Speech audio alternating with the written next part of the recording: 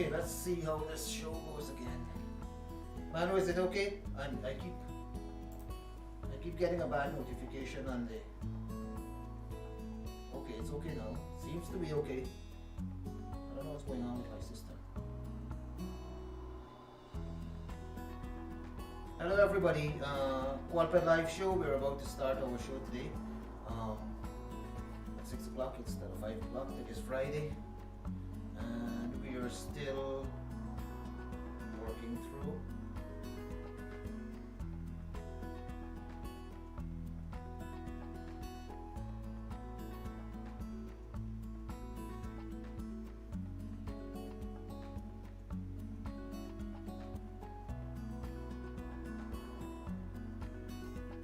Okay. How's everybody doing? Today is Friday. We want to have a light show today. Nothing heavy, nothing. I mean, for the past week, for the past month, and since last month actually, we've been delving into this amazing future that the world is heading into, that our world is heading into, we are heading into, and we got into some heavy stuff. Yesterday we talked about some really heavy stuff. You watch yesterday's show if you want to see what it is about. Alright. But we're continuing today. We're gonna wrap up. I just want to go over some of the things I was talking about for the past week and maybe the past month as well. Just a quick wrap up, and then we're done. Right? We just got a show today. It was light closing off on, not closing off, but kind of to getting over this topic of the heavy future that we're moving into. And next week we go on a different. The same thing we deal with the future, right? Altering our future and designing the life that we love. But next week we're gonna go into a different tangent. This week we really worked on the future that we're walking into because, and I hope you guys, if you haven't seen the show yesterday, please watch it, and also the show from the previous day as well, because we talked a lot about the kind of future that we're moving into very, very fast. Like we're really rushing into a new future in terms of how fast change is happening, right? So I hope you watch those videos and engage with what's going on. Just for us to stay enlightened and stay conscious and stay awake of this new world that we're moving into, and then we prepared. Remember, like the Scouts motto says, life is all about being prepared. You always be prepared. You talk to any athlete, anybody who achieve anything, business, academics, sports, anything in life somebody achieves, the preparation. We did videos on this before. The preparation period this is what a lot of people, I believe the difference between success and failure is preparation. And there's a guy who talks a lot about it, Bo Eason. Bo Eason used to be a football player in America. I'm going to tag him in this and let him see I'm mentioning him. He has a big show in America where he talks about storytelling and living for your story, and your story is everything, which I believe too, right? But he talks a lot about preparation. Preparation is the key, and we said this before. If you look at Usain Bolt, who won so many gold medals at the Olympics, Usain Bolt himself said for 20-something years he was preparing for 8-9 seconds on the track, and you change world history. So preparation is everything, and so this is why we do a lot of studies about the future. We are futurists here at the Qualped Life Corporation, and the Qualped Life itself, which is a lifestyle system that we designed and developed. It's called the Qualped Life. We branded the Qualped Life. It's all about living for the future. It's all about authoring your future and developing a bunch of multiple intellectual property assets, digital assets, in a platform called the Sims Book. So you write your script and you develop all these digital assets around the script, and it's your Sims Book, and we are developing this technology. We have developed the technology, we're about to deploy the technology. So we're in the process of raising the kind of resources we need, including getting the team and the staff that we need after COVID, of course, that would roll this thing out, hopefully globally, and eventually we end up making a difference in augmenting human intellect, because that's what we talked about yesterday, that Elon Musk is embarking upon with Neuralink, and also augmented reality and virtual reality and Internet of Things, and all these things are rolling out. And the basic foundation of what is going on, this is what we talked about for the past week, for the past 2 weeks for this year, from January when we started to now, the beginning of the year to now the middle of the month, and even going back into December last year, what we talked about was the future and what is coming rapidly into us as the future approaches. And we want you to be prepared, and that's the whole idea. That's why we do this. We ourselves are prepared. We are preparing ourselves for the new future. There are new titans who are rising up. The new establishment is coming to replace the old establishment. It's already starting to happen. We're seeing it in several places around the world. You might not see it in mainstream societies yet, but it's happening. There are big changes happening, and one generation is passing away, a new generation is taking its place. And where are we positioning ourselves in that whole grand scheme of things? That's our concern, right? That's what we're setting out to do. And today I just want to talk generally about, with an eye to the future, to altering our future and designing the life that we love, about the qualified life and what the qualified life is all about. I live the qualified life, and you know, if anybody knows me, I said this before on the show. When my son Prince was born back in 2007, I went into introspection, fasting, praying, really meditating on my life, what direction I want to go into, what kind of life I want my son to grow up seeing his father living, right? And so I invented this whole life by God's grace. I'm not taking credit for it. It's divine glory and grace to me. Which is open to all of us, right? If we ask for it, if we open our heart to the grand divine order, angels speak to us. I mean, we literally get the Holy Spirit of God come to us and reveal things to us. I believe this. I believe we as human beings don't live a normal life. We can live a life that is extraordinary, that is supernatural, that is miraculous. We don't have to live the ordinary grind and have a mindset of, you know, having to sustain survival. You know, a lot of us, we live our lives, and there's a period in life when you have to do it. When you're young, if you had a bad start in life and stuff, you got to go through a period of just sustaining yourself, surviving. But we don't want to go through our entire life sustaining a survival mode. Why would you want to be in a survival mode and sustaining that survival mode for the rest of your life? And that's what people did in the industrial age, which thankfully that age is now coming to an end. For the past 100 years, people lived working in factories, working in stores and offices, and that's what they did. They carried home a paycheck. They were known as workers and employees and laborers and contract workers and all those things. They weren't known even as human beings. They were consumers and producers. That's how we divided society. Human beings became products. We became labor. We became not the humanizing of us went away, and they had to bring in human rights to restore those things, to give rights to human beings, because the corporate world, and remember, corporations obviously, if you register a company in Canada or America, and I guess in Europe as well, they would say that they literally say to you on the form to register the corporation that a corporation has the same rights as a human being. And so corporations dominated our lives for decades. For the past century, the whole of what is called the American century. Thankfully, that is coming to an end right now, and we are entering an age of individual empowerment. For the first time in human history, on the face of this earth, the human being, the average individual person, does not need to hook up to some big aristocratic family, or go conquer land, or win a war.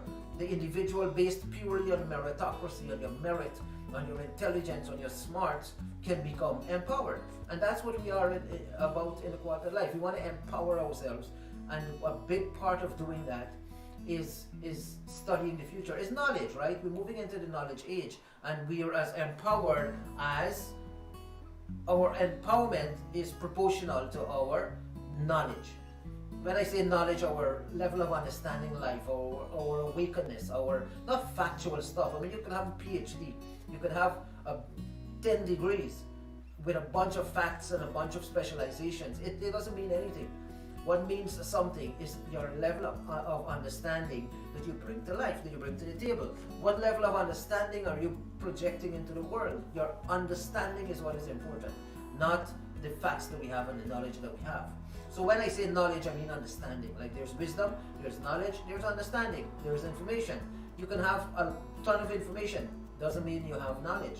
You can have a ton of knowledge, doesn't mean you have wisdom. You can have a ton of wisdom, doesn't mean you have understanding. Understanding is the fundamental thing to aim for. And so in the qualified life, that's what we train ourselves to do. That's what we train our people to do. And the whole goal of it, there's an object to it. The methodology has an objective, a goal, a purpose, a vision. And that is to alter the kind of future that we see as possible.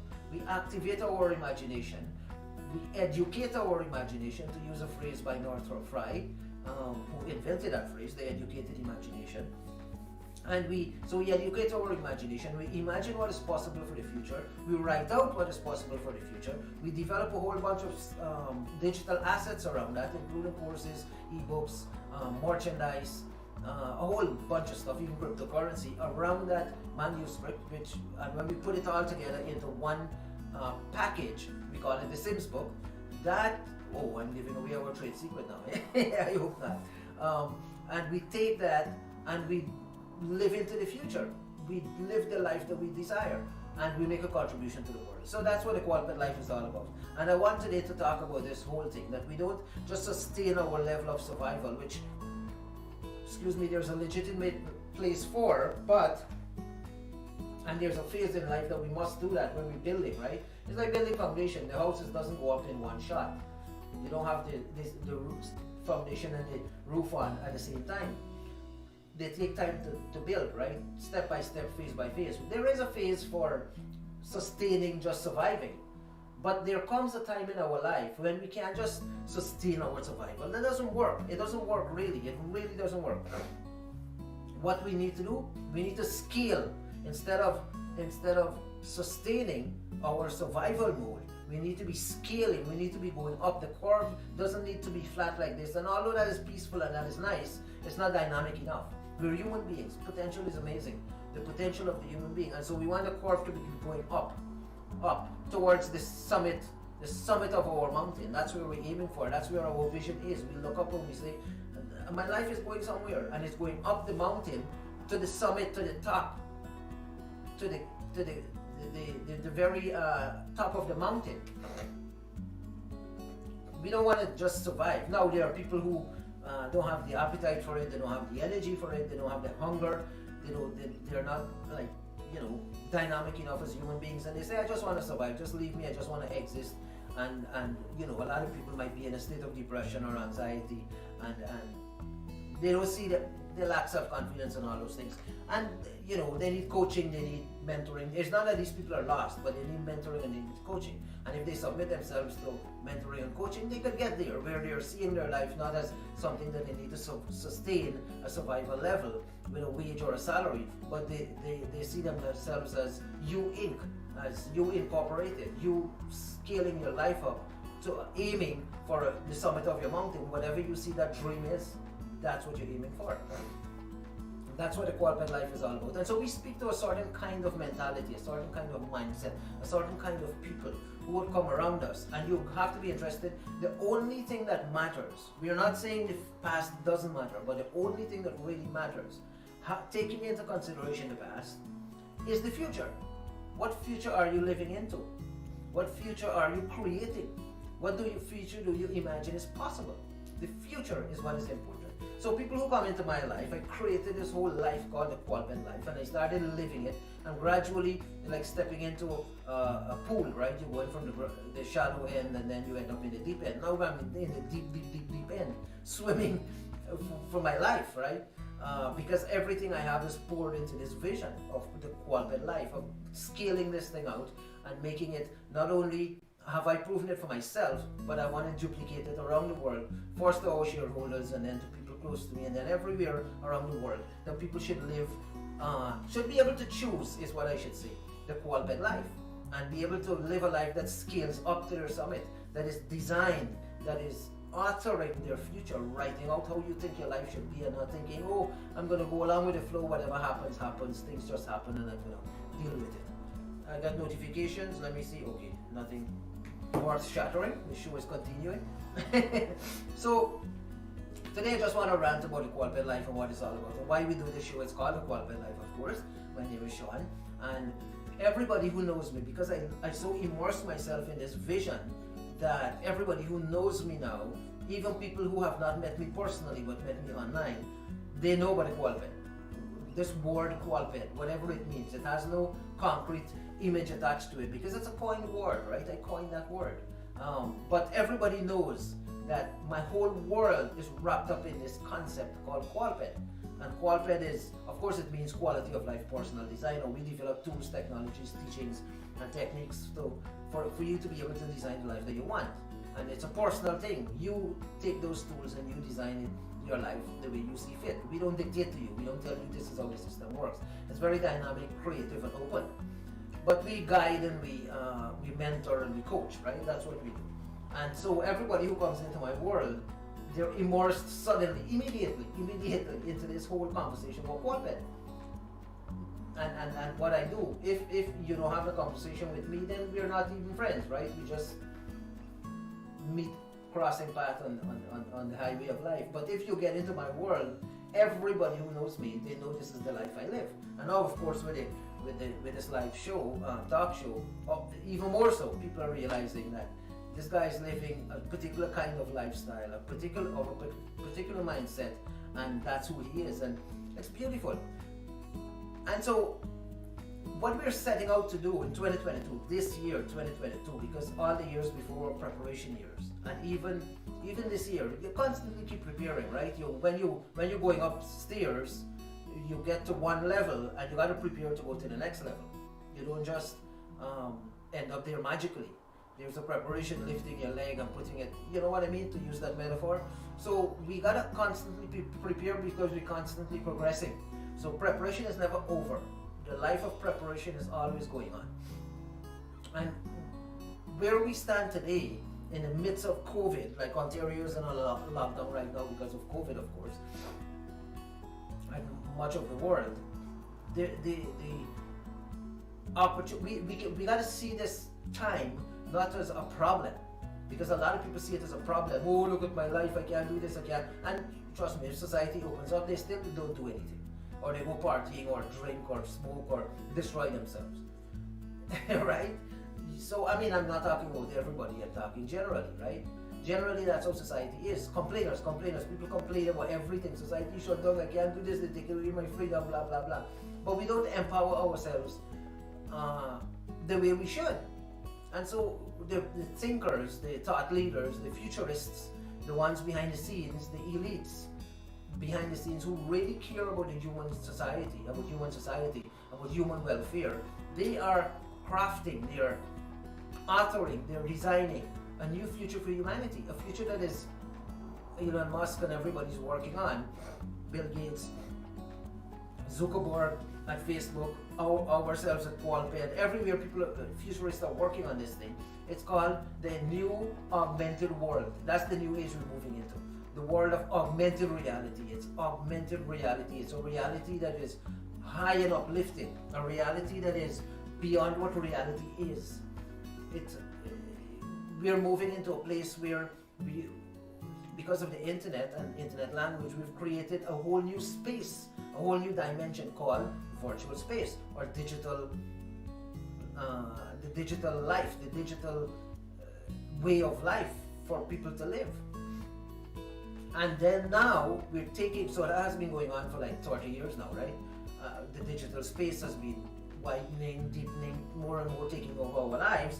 And now it's come to a point where the digital space and physical space, the physical space that we've known, humanity has known for hundreds of years, thousands and thousands of years, that physical world which stood alone and dominated our lives with gravity and everything, suddenly in a flash, in a moment, like lightning flashing through the sky, that change happened overnight. Where physical space that mankind has known for so long, this is how monumental the times are that we are living in. That physical space is now subjecting itself, is being subjected to virtual space. We invented a new space. This is how amazing mankind is. The human intellect, which is not even augmented yet, much less when it's augmented. When we can be smarter than robots and smarter than AI. That virtual space is now consuming the physical space. And we're finding a merging of the physical and virtual space through Internet of Things, through Neuralink. We ourselves, the physical body, not not even our minds, because our minds right now are caught up in social media and in the internet. Our mental state is in the internet, our emotions and everything. But imagine our very body, the physical body, our skeleton itself, our flesh and blood, is merged with the internet, is one with the internet. That's what we talked about yesterday and the day before. And the technology is Neuralink, which Elon Musk has developed, and they've now positioned themselves to deploy it globally. And you're starting to roll it out this year with robots installing. They built a special robot to do the surgery. Excuse me, and the surgery involves embedding this thing, which is like a coin, we talked about it yesterday, into your skull. It literally merges with your bone structure at the level of your skull, and it has wires coming out like neurons, they're basically microscopic electronic wires, but they function like neurons, and they pick up all the signals that come out of our brain, the synapses, the electrical signals that pass between our synapses. And they pick up those signals and they convert them into electric radio waves, which goes out into the cloud, into the internet, and converts back into the internet language, and the computer will decide this is what this person is thinking.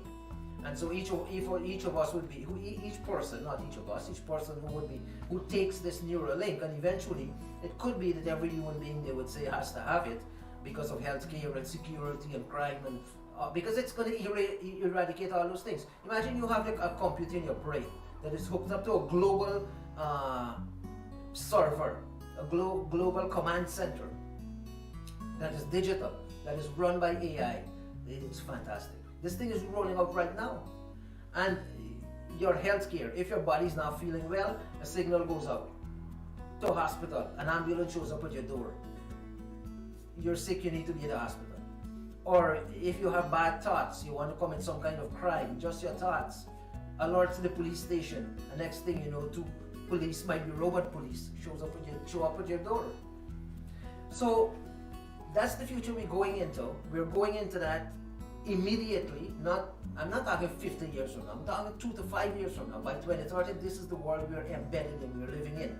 And so listen, one day people are going to look back at this show. It's on YouTube, it's on our website, it's on Facebook, it's going to be everywhere. And people are going to look back at these videos. As much as we have no viewership right now, we don't market the thing, right? We're not ready yet. We're building up videos, we're branding our pulpit. One day we're going to...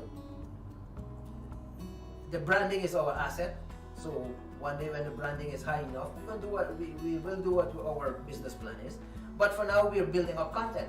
And one day people are going to look back at this video and say, wow, if we had taken that seriously, if we had known, if we were awake to this thing, right? Because that world is coming, and believe me, a lot of people, just like when the industrial age happened. Do you realize when the industrial age happened, when Henry Ford was building cars back in 1904, 1908, 1916, whenever, back in the United States in Detroit, when the car company was being rolled out. Here in Oshawa, where I live, GM, before that was McLaughlin Car Company.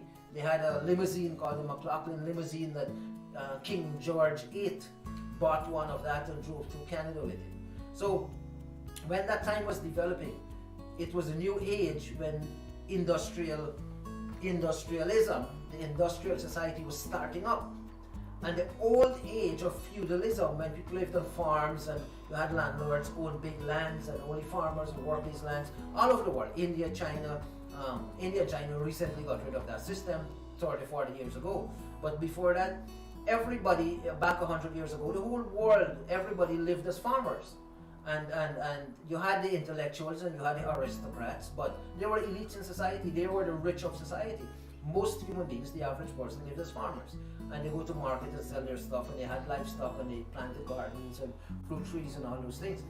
And landlords owned huge swaths of land that they would lease to farmers, right? Farmers lived in destitution. And that ended, well, it phased out eventually, but it ended at the end of the 19th century, so the end of 1800s, and the starting of the 20th century, in the early 1900s, is when industrialism started and feudalism stopped. Not stopped, but faded away. We still have farms and all that, but back then it was really the way of life for people. When that happened, a lot of people were left out of society. The industrial age, a few people became industrialists, and rich people and corporation, they own businesses and corporations and stuff. And that system continues today, where we have a very, very few own the economy, and the majority are living as they either middle class or poor. And politicians say this openly without shame. They should be ashamed to say it, that we want the middle class to vote for us, or we want the lower class to vote for us, or the working class. They call it the working class or the middle class. Why do you have a middle class and a working class? And I sound like Marx here, but I'm not. I'm full capitalist. But we had lost our humane face. We had lost our humane face. Humanity. There was kindness. We had to invent something called a non-profit corporation or non-governmental organization to bring about charity in society, where we give poor people arms and aids and all that kind of thing. Because society wasn't built to be humane. After the United Nations implemented human rights laws and all that, then is when institutions were forced by law to put in humane values. But the industrial age was a very brutal and inhumane time. They destroyed the whole environment of the world, which now we have to fix with clean climate. You might not believe that, but I keep saying this over and over.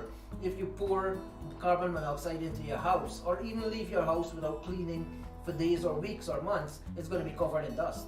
And you can't breathe it in. It would affect your respiratory system. The same is going on with the global atmosphere. If you keep 1 billion cars a day, and trucks and tractors and planes and all kinds of factories and chimneys, people's house heating, pouring carbon monoxide into the air, what do you think will happen with the atmosphere? It's only, I'm sorry to say it, it's only people who don't think would argue against the fact that climate is changing because of man's activity on the earth, industrialization. And so we're moving into a new world where the future, the people who are planning the world are cleaning these things up. They realize that man should not be so damaging or so destructive, though by nature we are. If you leave a human being, a child even, to grow up, they go wild. If you don't train a child, if you don't discipline a child, if you don't teach a human being ethics and morals, they grow wild. You leave a child to grow up into a human being, into an adult, without good influence, they become a bad person. They end up in jail. That's why we have millions of people in jail, because they didn't have good family upbringing. They didn't have training. They didn't have good etiquette and manners growing up, right? And so they end up being bad people. Now, I'm not saying people who didn't have a good upbringing, they didn't turn out bad as well. A lot of them, they deliberately wanted to rebel and they did bad things. That's just human nature. But we have to realize that we're moving into a new world, and we got to prepare for it.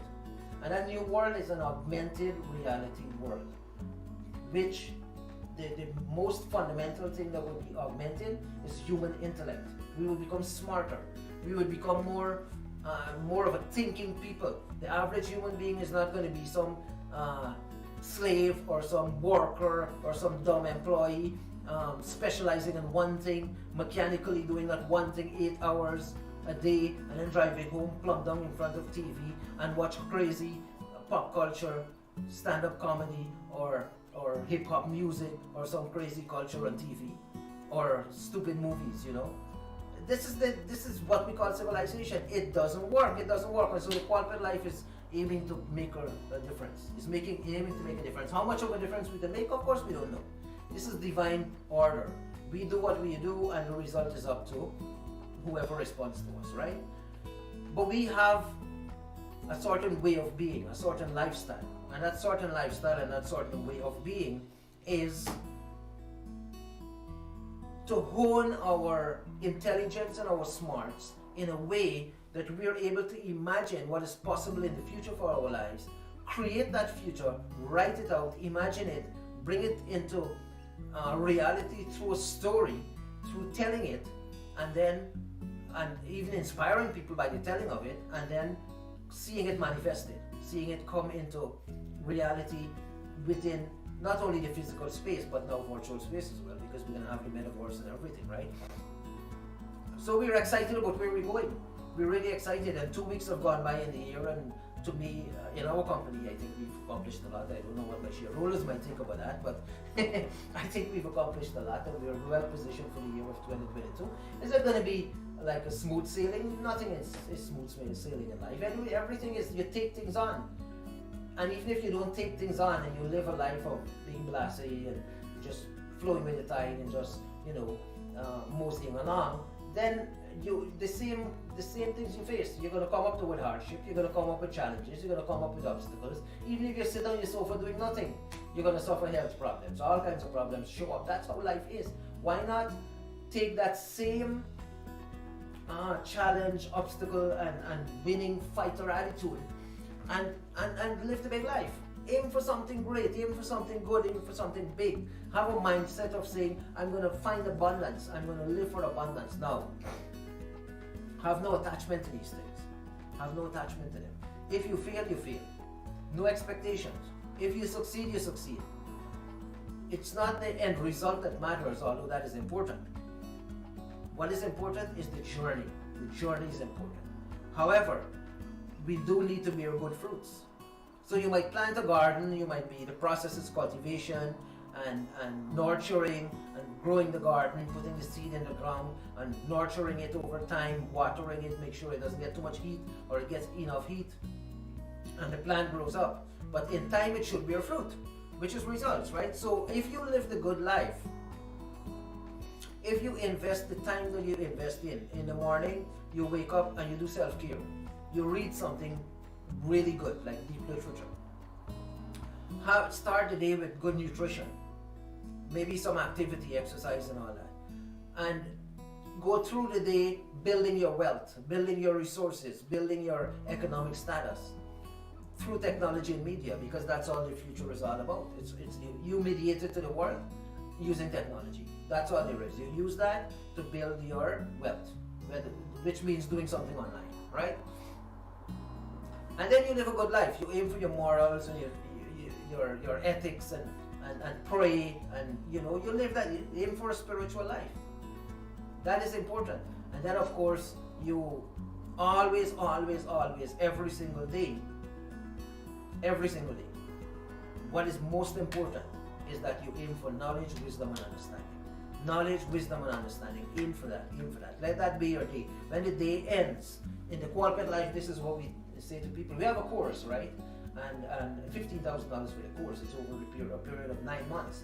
And over the period of that course, which can run on to a year, and of course it continues. And in the course you become member of our corporate club with 60 different benefits, including membership including tuition of the course. And so, part of teaching that course, the main thing we talk to people about is what is your main goal in life? Your main goal in life should be knowledge, wisdom, and understanding. Learn about stuff, know about stuff, because the human being is the mind. The mind is what drives us. We are body and soul and spirit.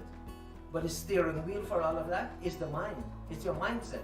That's why we publish a magazine called The Millionaire Mindset, which is the abundance mindset. Of course, we use the literary device of alliteration, millionaire mindset. But what we really mean with that magazine is the abundant mindset. The mindset that says, in this world, in this earth, in this life, where everybody talks about scarcity, everything is scarce, money is scarce, food is scarce, and they make everything scarce. Everything. We say, no, nothing is scarce. Everything is an abundance, depending on your mindset. If you have faith and you believe and you really are confident, you wouldn't walk around with a mindset of scarcity, of being in want. Even though you might be in want, everything might be scarce for you. You might be living on the street. But if your mindset is one of abundance, then that is like the seed that is planted in the ground that will grow up into a tree and will bear fruit, because that's its nature. The nature of the seed is to bear fruit. It's not to be barren, not to just, some seeds are like that, a tree just there never bearing fruit.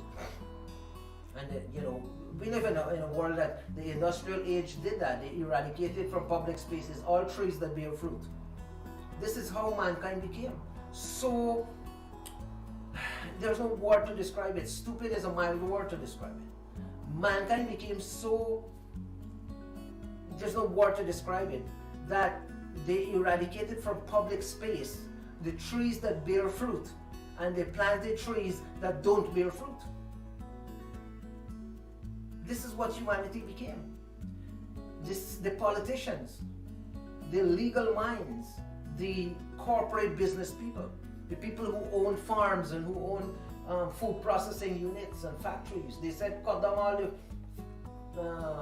plants that bear fruit and vegetable and food, so nobody could. The only way people get food is if they come to us and buy food from us, and they got to pay us money, and we're gonna get rich, and we're gonna become like Walmart, and we're gonna become like Monsanto, multi-billionaires, and they're still buying one apple for $2 or whatever an apple costs.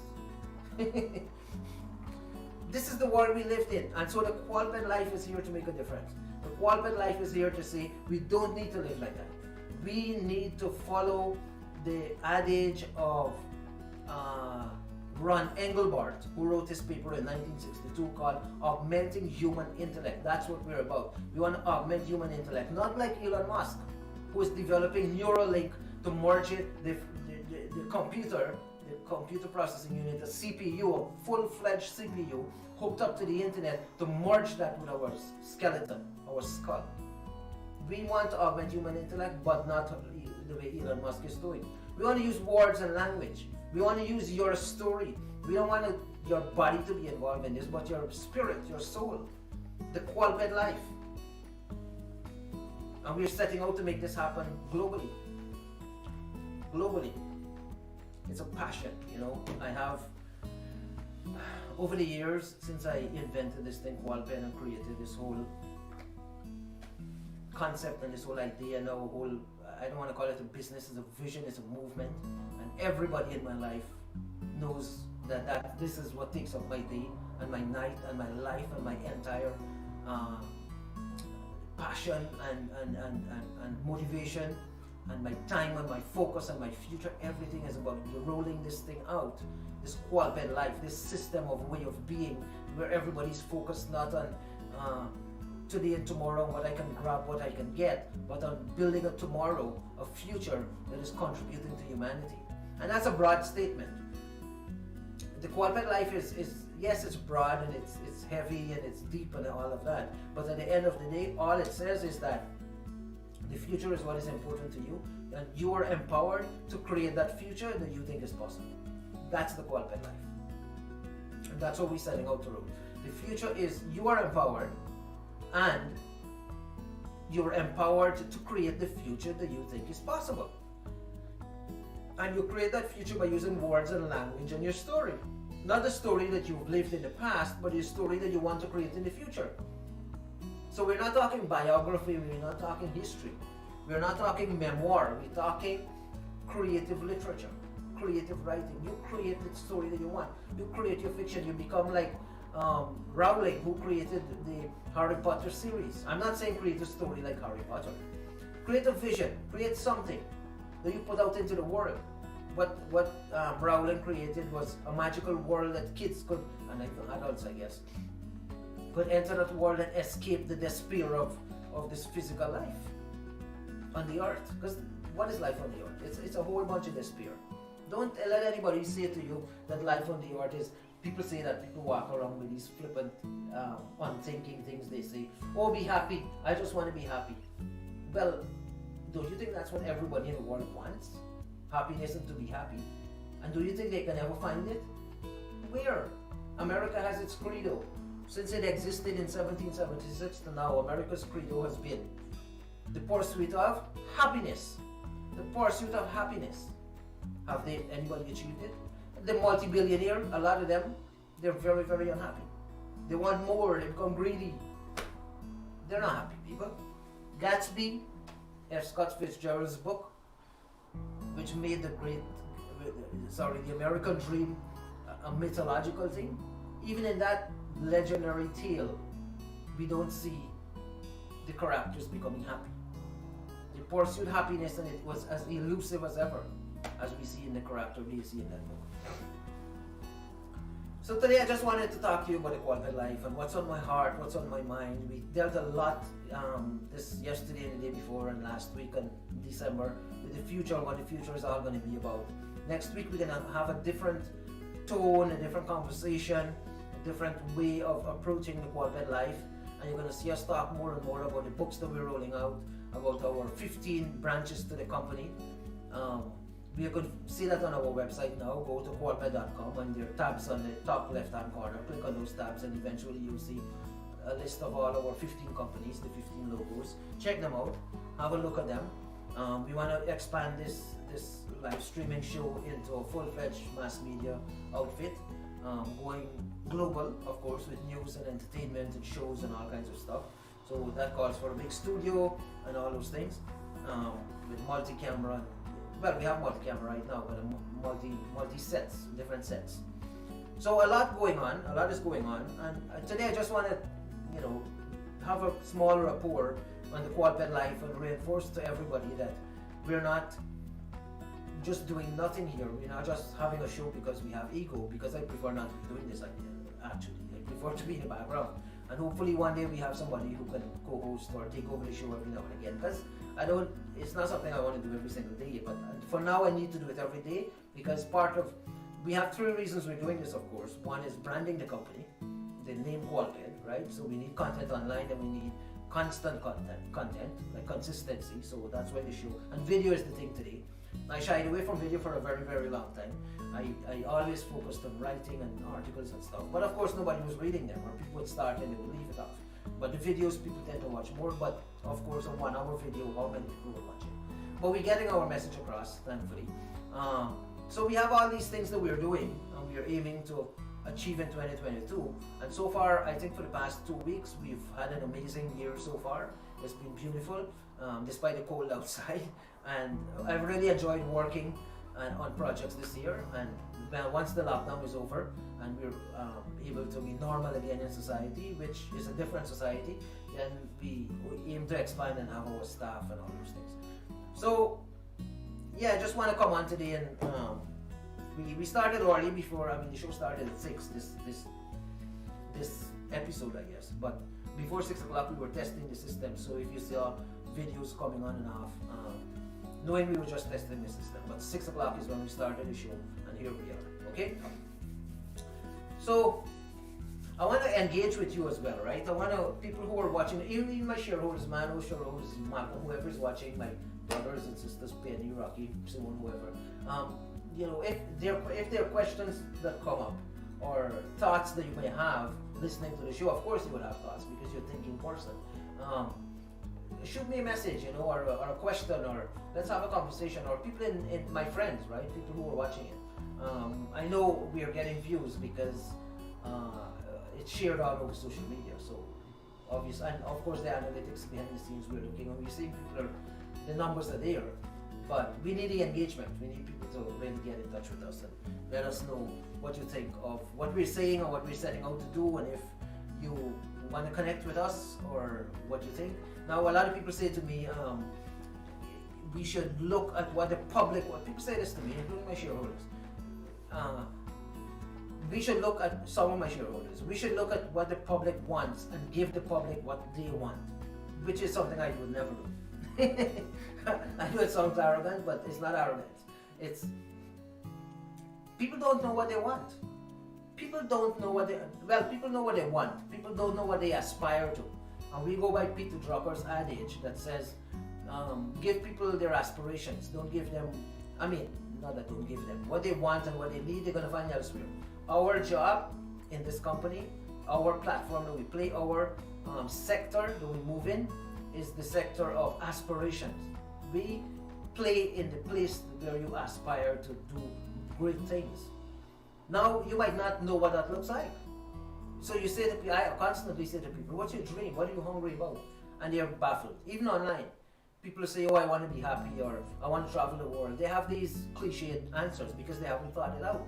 So what the lack of answer to that question shows is that a lot of people don't have the vision for a bigger life. We want to make a difference there. Because I had people who coached me when I was a young man in how to develop a visionary life, how to develop a life of purpose. And so now I try to pass that along to as many people as possible. In fact, my son, who's now 14, this is the conversations I have with him, that one day he's going to take over Qualped, he's going to take over this corporation, and he's going to run it. And it's going to be his baby, because we have a vision as a family and as a generations, right? As a bloodline. So that's the Qualped life. We want to think big, we want to think far, we want to think into the future. Don't just exist. This is something that we exist to tell you not to exist, but to live, if that makes sense, right? The qualified life, it's such a joy living it, right? And I want to have more people around me who enjoy this kind of thing, people who read literature, people who, I play the guitar, I want people around me who take, you know how beautiful life is? Imagine this. I said this before, but we breathe life in, right? We breathe this breath of life in. And I saw on social media, I saw an amazing thing on social media today, I think, or yesterday, that says life is really a couple minutes long, 1 or 2 minutes. That's all life is, 1 or 2 minutes. Because that's how long we would live without breathing. If we take a breath in, and we don't breathe it out, and we don't breathe in again, we will die within a couple minutes, right? So somebody said on the internet, and it's a beautiful insight, it's an amazing insight. Somebody said that every couple minutes we reset life. Because if we don't take that new breath in, we will die. So we breathe in, and we need another breath to continue the life. So life is not like, this is such an amazing perspective. When you think of it, that's how precious life is. And it's given to us as a gift, whether you believe in God or evolution or whatever. Life is a gift to us. It's a gift to us. And if somebody gives you a precious gift, if somebody gives you an amazing gift, let's say a bar of gold, or the most precious diamond they could find, would you take that diamond or gold or precious gift and play around with it? And be blasé with it? And treat it with contempt even? And destroy it? And go get into addictions? And drugs and smoke and alcohol and pour stuff into that precious gift that would destroy it? Would you take acid and pour it in your gold bar? I don't know if acid destroys gold, but you know what I mean. Would you do anything to destroy your gold bar? You would guard it with your life. You would guard it, you would protect it, you would polish it, you would take care of it. A lot of people with a fancy car would take care of the car, polish it, love it. Their home, they would clean it. Their clothing, they would dry clean it and spend all kinds of money on it.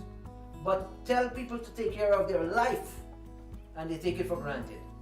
And they destroy it, and they pour all kinds of poison and toxic stuff in their body. And they surround themselves with people who contribute nothing positive to their life. Just because it's a comfort zone. People who say this is my family, or this is my tradition, or this is my religion, and they are being squeezed and they are being subjected to a small life. And they say, this is more important. These rights and regulations and traditions than this thing called life that I need to take and convert and make into something absolutely beautiful. That it stands out on the face of the earth as a glowing flower, as a glowing tree bearing fruit, to use the metaphor we used earlier. Life, this perspective somebody put on Facebook, not Facebook, Instagram I think it was, well, all over the internet, that said, if you breathe in, life is only a couple minutes. You got to breathe in again, and it continues the next couple minutes, and then you breathe in again, and it continues for the next couple minutes. Life is that, one breath after one breath after one breath after one breath, couple minutes after couple minutes after couple minutes. We think life is 70 years or 50 years or 100 years as long as we live. No, it comes in a few minutes, and it could be over if we don't take that next breath. Therefore, life is precious, and we have to cherish it, and we have to take it so seriously. Not without fun and playfulness. You don't go about being intense, but you take it seriously and live.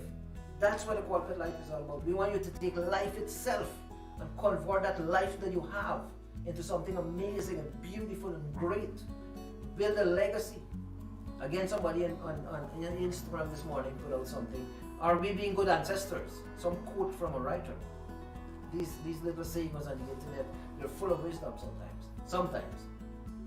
Are we being good ancestors? 100 years from now, whether the world exists the way it is right now, human DNA in 100 years will never be the same as it is today. I'm telling you, in the next generation, human DNA, our genetic makeup will not be as it is today. It is going to be completely different. But let's say life continues and the next 100, like 99% of humanity believes. Why, I don't know. That life will continue as it is today for the next 100 years. Would the people who live on the earth then, in 2020, in 2100, 2122, would they look back and say we were good ancestors? Did we do what we were supposed to do for society? Or did we mess up the climate and say we were enjoying our comfortable sofa and our nice clothing made in Bangladesh and factories pouring smoke into the air?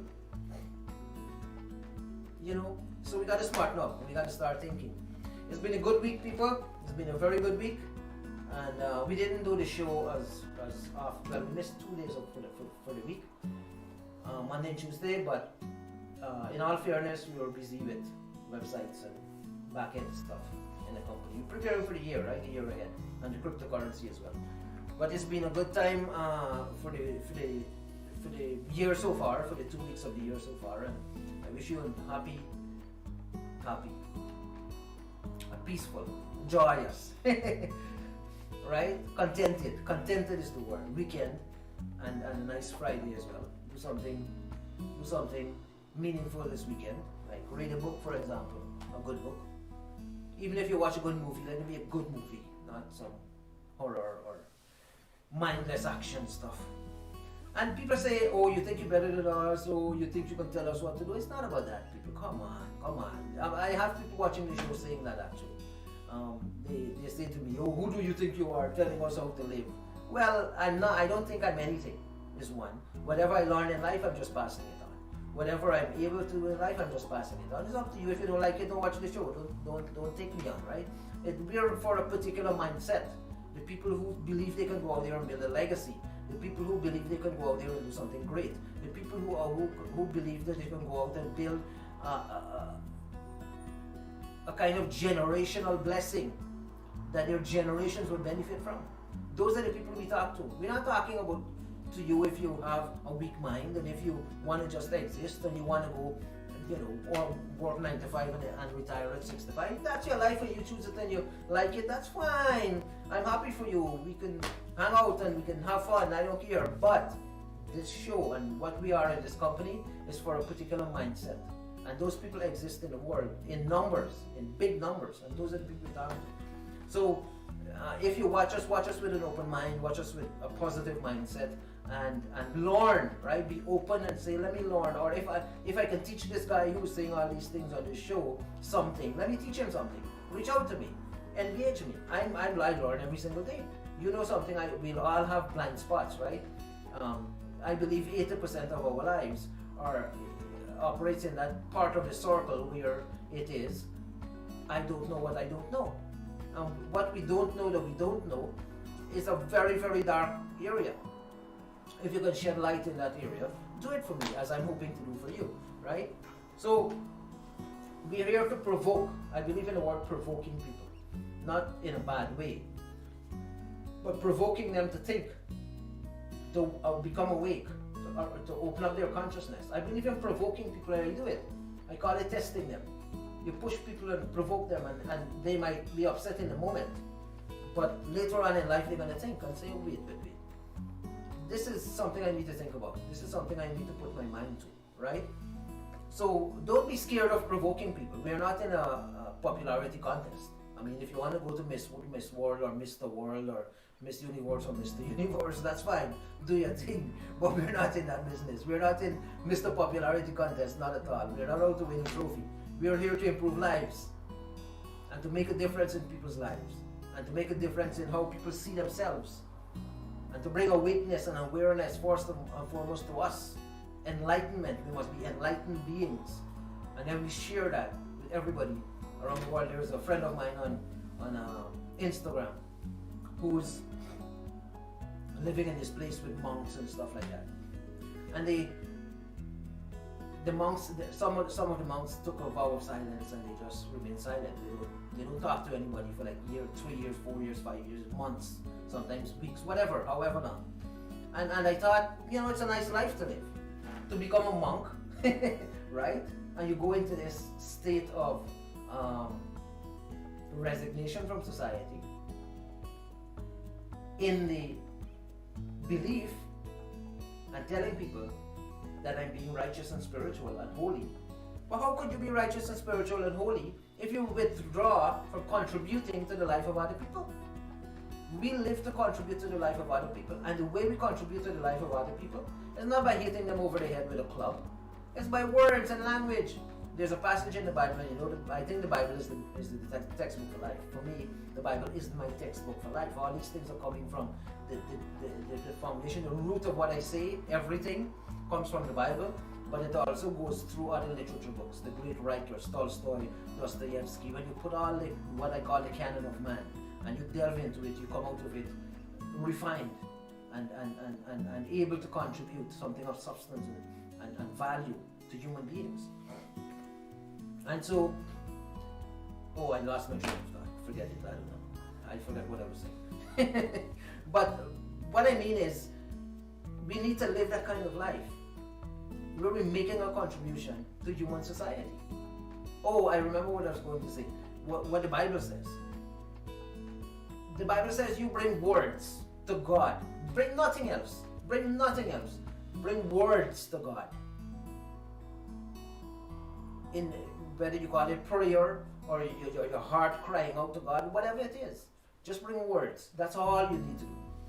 Imagine to the creator of the heavens and the earth. So you know the concept of God, whether you believe in God or not. The concept of God is that this super perfect, amazing, holy, bigger than big, massive life force who created the heavens and the earth. Whether you believe in God or not, the concept of God, that's the concept. That God is God, He's bigger than we can even imagine. And even to that being, just bring words. And it will make all the difference in your life. The only tool we have in life is language. And our story and our narrative. And language and words. And that's what the qualified life is all about. How to use words, how to use language. To create the kind of future that you believe is possible. And to live that future to make a contribution to humanity. That's it. Very simple, very easy. And we've built 15 platforms for this thing, including this live streaming show. And we've developed a book technology called Sims Book for this thing. And we're rolling it out. And if we're wrong, it will all fail. I stand on that. If we're wrong with the qualified life, everything will fail. If we're right, it will all succeed. And this year it will succeed, and you will see that. And you will know that the qualified life is truth. Okay, people, so have a good weekend. Enjoy your Friday, and I'll see you again on Monday. Take care. Bye-bye.